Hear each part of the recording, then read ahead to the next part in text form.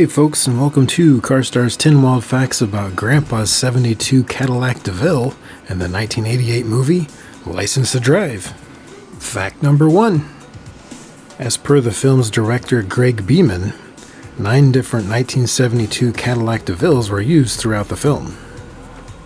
Some were used for stunt cars, some for beauty shots, some for camera cars, and others specially rigged for very specific purposes.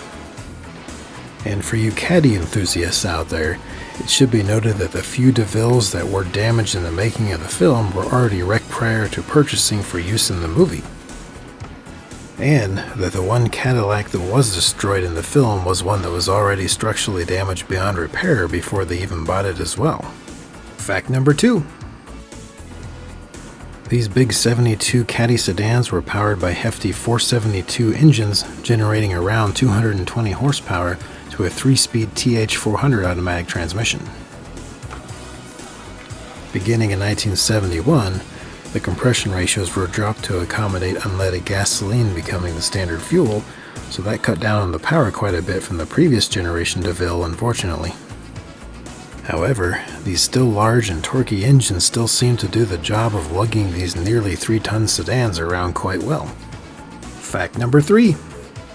71 through 76 Cadillac DeVilles, aka the 4th generation of DeVille, are still quite numerous on the resale market today, and although they still have interested parties admiring them, mostly for their elegant styling, they have yet to reach high collector value status.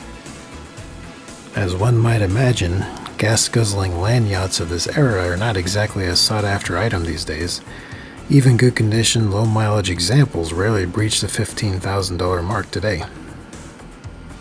But at least that means if you really fancy a 1972 DeVille, you should be able to find one pretty easily, and even relatively cheap, as including the coupes and sedans together, there were nearly 200,000 units produced that year. Not to mention that the 1972 model was also in celebration of the 70th anniversary of Cadillac as a company too, so that's a pretty cool point as well. Fact number 4. Although director Greg was pretty flexible with the actors regarding allowing deviations from the script, he was very particular of the stunt drivers for the movie. A prime example of just how picky Greg is of stunt work was when the slide into the parking spot stunt was filmed. Even though the first take of this stunt was performed nearly perfectly by stunt driver Pat Romano as the car slid to a halt just a few inches from the parked car as planned, Greg felt the Caddy wasn't center aligned well enough in the parking spot. So, Greg had Pat try it again at a higher speed, which resulted in a collision that damaged several of the parked stage cars in the line that Greg then had to pay to have repaired since he told Pat to go faster than he wanted to go for the stunt. Needless to say, the first take footage was used for the final movie, and it turned out great despite Greg's opinion. Fact number 5.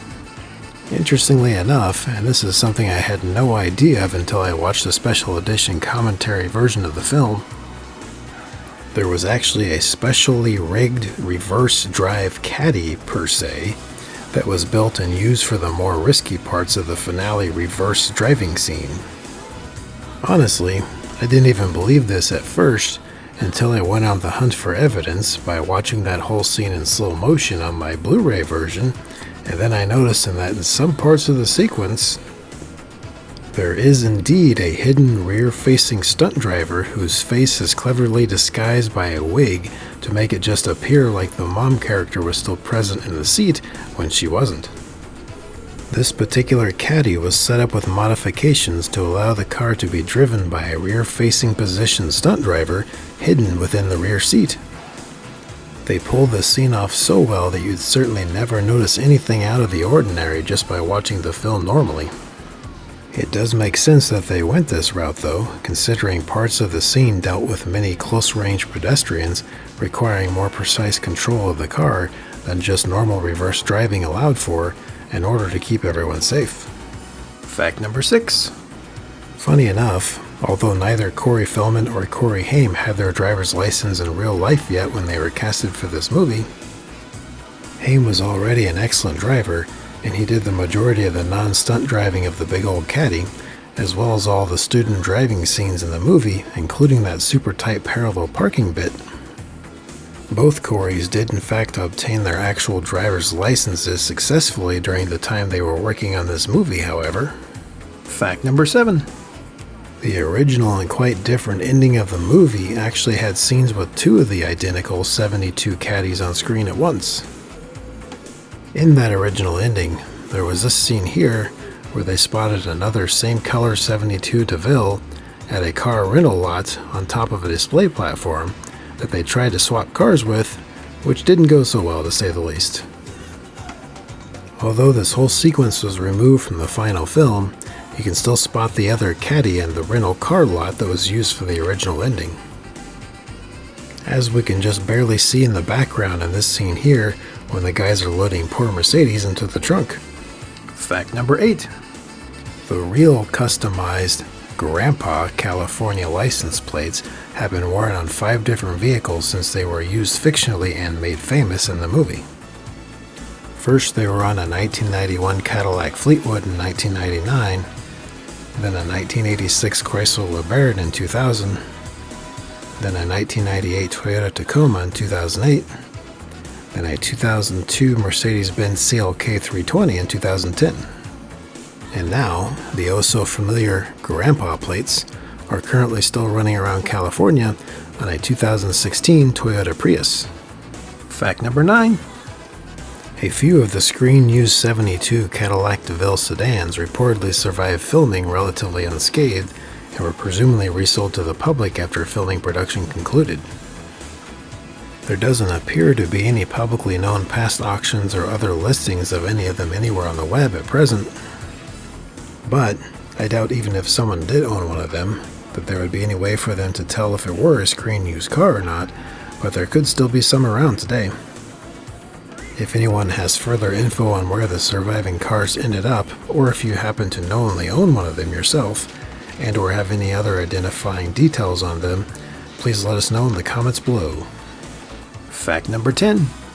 As for scale models of the 1972 Cadillac DeVille sedan, there doesn't appear to be any current retail market model kits of it available at present. However, in the diecast world, there are a few different 1/64 scale models available from Greenlight, which look pretty decent. There are a few variants and colors of this model available, and you can even get pretty close to the same color scheme as the license to drive Grandpa Cadillac DeVille.